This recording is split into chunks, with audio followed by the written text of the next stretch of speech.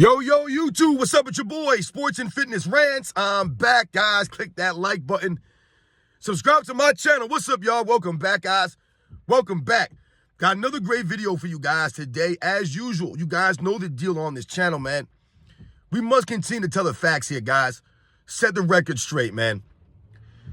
And in this video, we're going to speak about Shaquille O'Neal and some comments I made, I don't know, a couple weeks ago. I did a video about Shaquille O'Neal believing that he's greater than Hakeem Olajuwon, right? Somehow, and I told you guys, to me, Shaq is not a top 5 center in NBA's history. I just can't put him above, Will Chamberlain, Bill Russell, Kareem, Hakeem. I can't put him above those guys. So for me, Shaq is number 5, right? That's it. Number 5 to me, right? And you can even argue that he's not top 5. You can argue that. Is he greater than Moses Malone? These are the kinds of arguments, debates that we can have. But when I did that video, I said something about Shaquille O'Neal being in his physical peak in Orlando. I said something about that. And to me, those are the facts. Shaquille O'Neal was at his physical peak in Orlando. Not saying it was his best version, but physically, his athleticism, he was his best version athletically in Orlando, guys. And some people pushed back on that and they said I was an idiot. I didn't know what I was talking about. We're going to talk about in this video. And I want to thank you guys, man, everyone across the world, everyone across the states that's been supporting my channel. I'm truly humble, guys. Truly humble by support. It means a lot to me, man. It really does. So thank you to all you guys. Much respect, man. The true basketball fans standing up now, and we're setting the record straight, guys. We're educating. And you guys know what to do, man. Turn the volume all the way up. Hit that play button. Remember, these videos are for educational purposes. And let's roll. So, yes, guys, man. Like I said, I did a video around a week or so ago, whatever it was.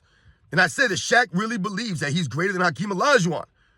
And for me, it's not even a conversation, guys. He's not on Hakeem Olajuwon's level. The two-way play of Hakeem Olajuwon was just greater, than Shaquille O'Neal.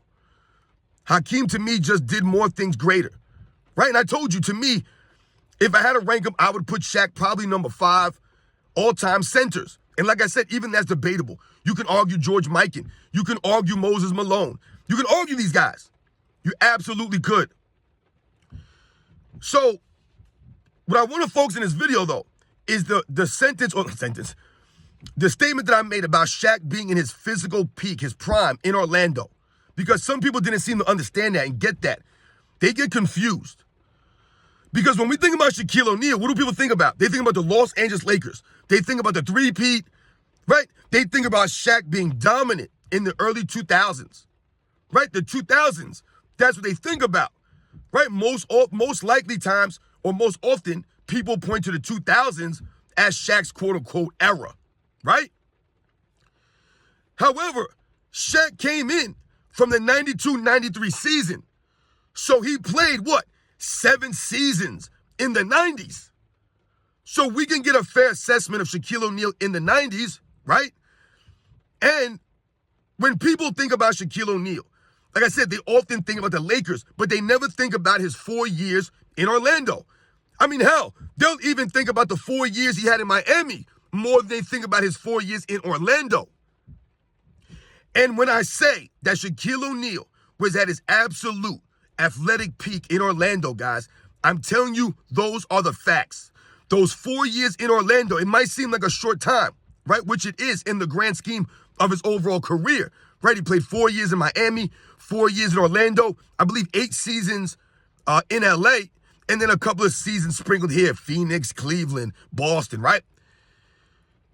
But when you look at Shaquille O'Neal on the Orlando Magic, when you watched him in the 90s on the Orlando Magic, to me, that's where Shaq was at his best physically wise, athletically wise. When we talk about Shaq in LA and we talk about the domination, what do we talk about, right? We talk about Shaq's physical stature, his physical dominance, right? Because Shaquille O'Neal, over the years, had gained weight.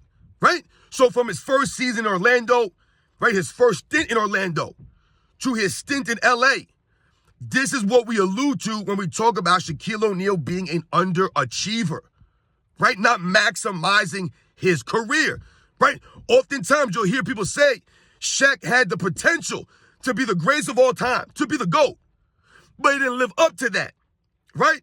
Whereas his teammate Kobe Bryant maximized his career and his potential. He got more out of himself than Shaquille O'Neal.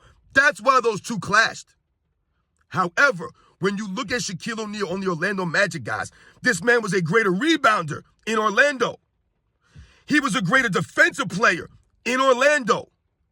Better shot blocker, right? Rebounder, that goes to your defense.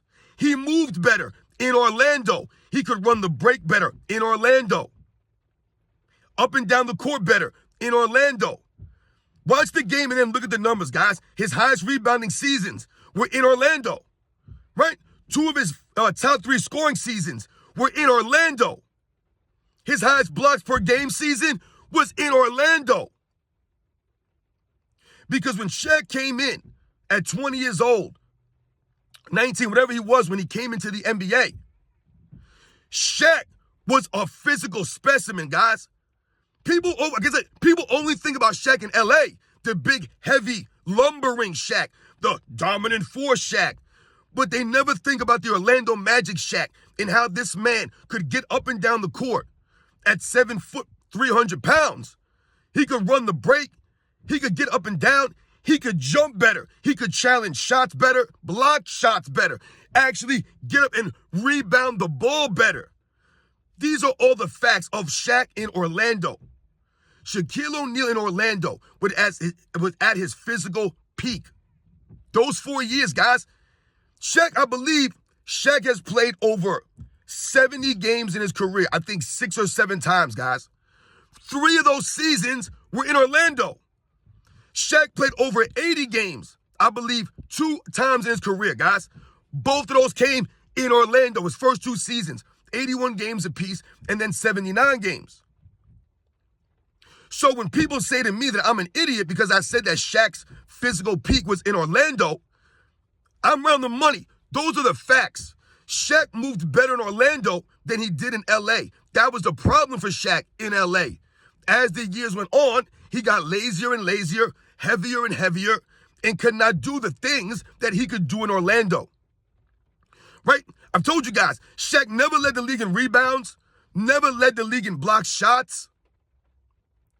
And when people speak about Shaquille O'Neal's dominance in the 2000s, isn't it ironic that it coincided when all the great centers were gone?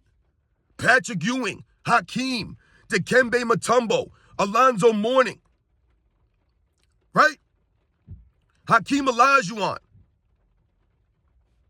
Like, all these guys were either gone or older, right? So Shaq begins to dominate in the early 2000s when all the great centers of the 90s were gone. Now, I'm not saying to knock Shaquille O'Neal, but when people talk about Shaq's dominance, we must think about these things, right? Those are factors there. Shaq in Orlando was something, I'm telling you, he was something else, guys. Go watch video of Shaquille O'Neal moving in Orlando, the way he moved. The way he moved, guys. Not saying that was the best version of Shaq, right? We can argue his 2000 season was one of the greatest individual seasons. However, when we're talking about his athletic peak, the way that he moved, rebounded, blocked shots, the way that he impacted both sides, that happened to be in Orlando. If people want to point to his 3 all-defensive selections in the 2000s, then what I'll point to is, once again, what I just said. All the other great defensive centers were not there. So Shaq didn't make any all-defensive teams in the 90s, but that wasn't because he wasn't giving the effort rebounding or blocking shots-wise. It just so happened that he was playing in an era with great defensive centers, right? Some of these guys are legendary defensive centers. David Robinson, Hakeem Olajuwon, right? And you have guys like Patrick Ewing, Alonzo Mourning, Dikembe Mutombo. These are all Defensive Player of the Year award winners at the center position.